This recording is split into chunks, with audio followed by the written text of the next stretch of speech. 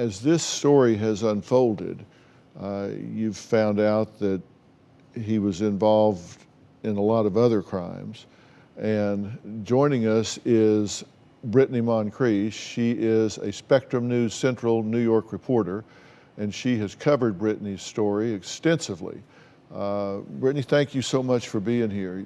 Now, he's confessed to 2 kidnapping cold cases, right? Kevin Shouse was arrested for sexually assaulting a 4-year-old. She was actually a family friend daughter.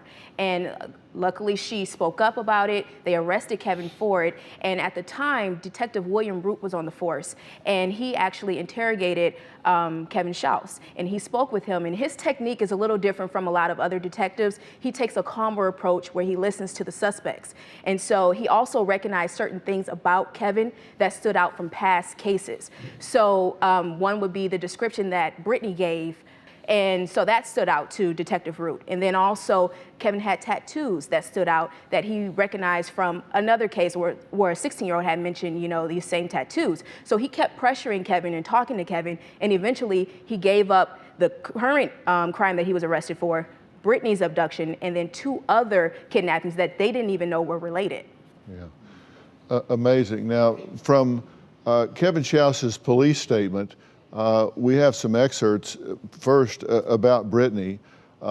He says, these are the kind of things that he was giving up under this very skilled interrogation. He said, quote, "I went to a parking lot by the DMV where there is a payphone. I picked up the phone and froze.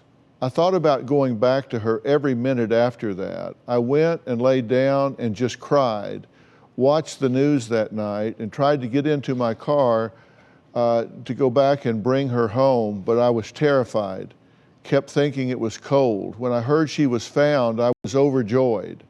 I have read everything I could about this in the paper since it happened." You've never heard that, right? Mm-mm. You believe that? Not at all.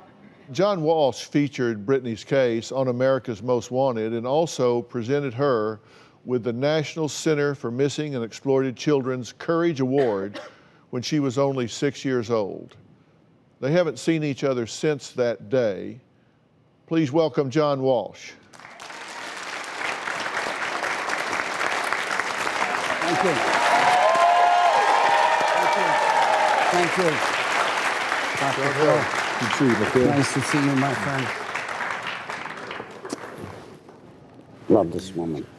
Congratulations on the marriage. Thank you. Getting married. God bless you.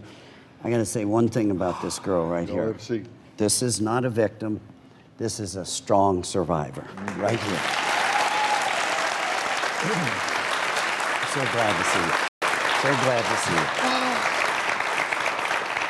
Yeah, I was telling her it's her courage and will to live that keeps there from being an empty chair between you and I right now.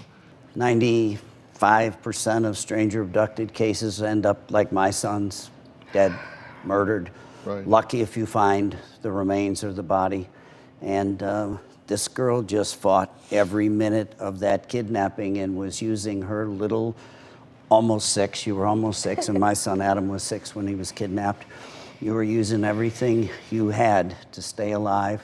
Listen to what Kevin Shouse had to say. This is a voluntary affidavit about a 14-year-old Jane Doe. He said, "I, Kevin J. Shouse, I saw a girl sitting on the swing, showed her the knife and said, 'Don't try going anywhere.'" Very graphic sexual content. I'm not going to be sensational here. I'll just skip over that.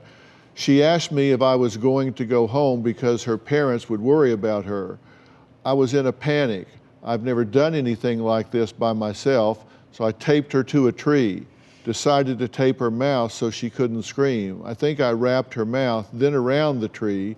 She was struggling to get free. I went berserk. I cut her jeans and her shirt. Her hands broke free. I ran to the car and drove away." This guy's just, I mean... Coward predator. Just absolute coward predator.